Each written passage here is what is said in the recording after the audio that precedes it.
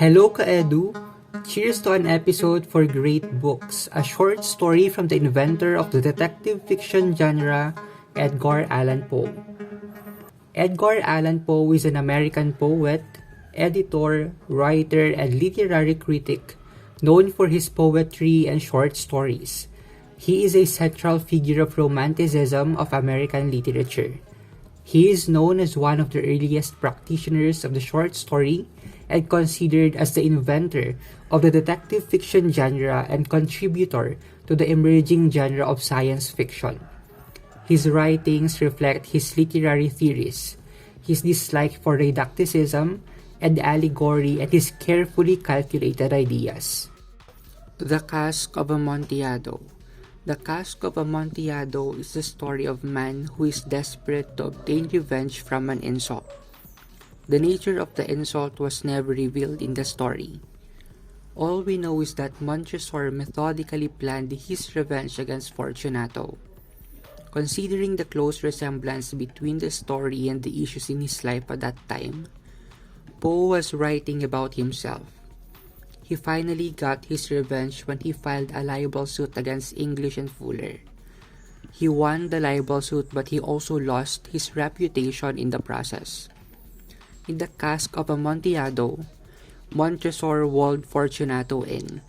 However, Fortunato rested in peace while Montresor will go on with a troubled conscience. Analysis of the short story. Characters. The main characters include Montresor and Fortunato. Setting. It is set in Italy during Carnival season, the time of celebration each year preceding the Catholic period of Lent, which involves excessive consumption of food, drinking, and behavior. Montresor convinced Fortunato to his home, in contrast to the noisy celebration in the streets. Fortunato was seduced by Montresor's promise of Amontillado and flattery, which made him travel down the catacombs beneath his home. Catacombs, famous in Europe, hold the remains of the dead and are an alternative to cemeteries. The French catacombs beneath Paris being the most famous. Catacombs often existed beneath family homes in Europe. Such caverns beneath the ground also doubled as wine cellars for many families, where the casks usually required darkness and cool temperatures. Theme. The Cask of Amontillado does not have a directly stated theme. However, Montresor's planned revenge for Fortunato was a prisoner of war, when there was no single hint of remorse of his actions of insults and offenses that led to his unfortunate death. Tone. Poe uses a humorous yet disturbing attitude towards his characters. The usage of verbal and situational irony showed two opposing characters. Montresor is trapped for Fortunato within the catacombs as they speak series of falsehoods, signaling the reader that he will be left to die there. Point of view. The first-person point of view or the central narrator includes Montresor's descriptions as being vengeful and treacherous. Conflict. Montresor's internal conflict with Fortunato can be considered as a major conflict in the short story. The person versus person is the prominent conflict illustrating Montresor's vendetta against Fortunato. Plot. Exposition. Montresor's feeling of disgust for Fortunato when thus indicates the plan for revenge. Inciting incident.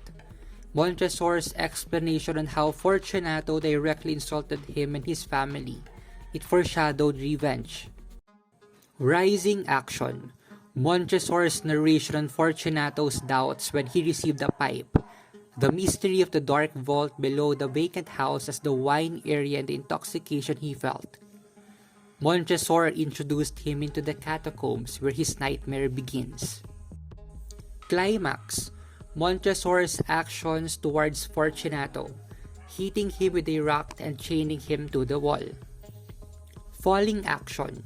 Montresor built up a wall to trap Fortunato inside the catacomb. Resolution. Fortunato's disappearance and silence behind the wall implies that he ends up dying, and Montresor's plan of revenge was indeed accomplished.